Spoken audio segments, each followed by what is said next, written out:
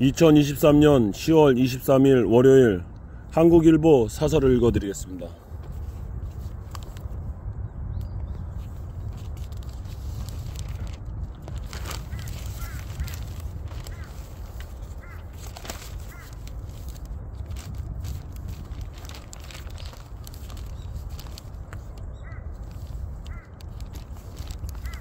중 흑연 수출 통제에 2차 전지 비상, 소 부장 대책 또 위기. 중국이 2차 전지 핵심 원료인 흑연 수출을 오는 12월부터 통제한다고 발표했다. 이에 따라 흑연은 중국 당국 허가 없이 수출할 수 없다.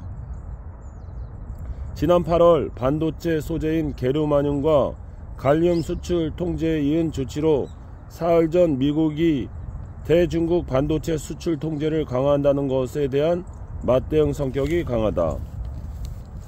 갈륨은 사용이 많지 않고 게르마늄 수입처는 다양해 국내 반도체 업체의 파장이 크지 않았다.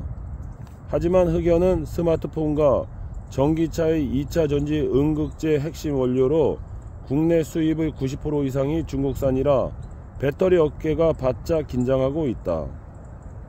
특히 2차 전지는 한국과 중국의 경쟁이 치열해 우리 기업들이 피해가 커질 것이란 우려도 적지 않다.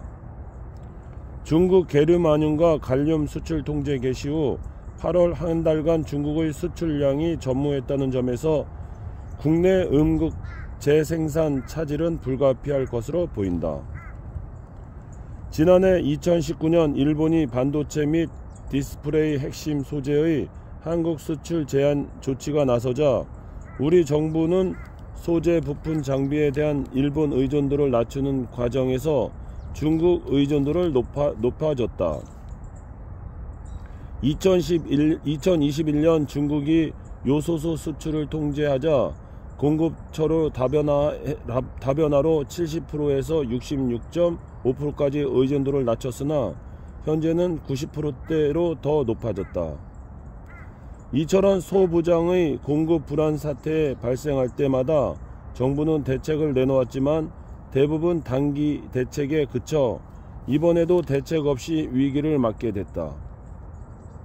특히 미국과 중국 간 글로벌 공급망을 둘러싼 갈등이 심해지고 있어 우리나라 수출에 미치는 충격은 잦아지고 커질 수밖에 없는 상황이다.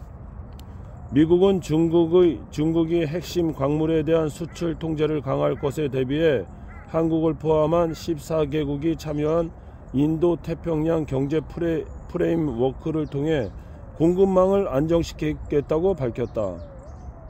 하지만 미국만 믿기에는 우리의 중국 소부장 의도는 너무 높다. 지난 3년간의 실패가 또다시 반복되지 않도록 소부장 분야에서 안정적 공급망을 확보하기 위한 중장기 대책을 서둘러야 한다. 오늘의 사설이었습니다. 행복한 하루 되십시오. 감사합니다.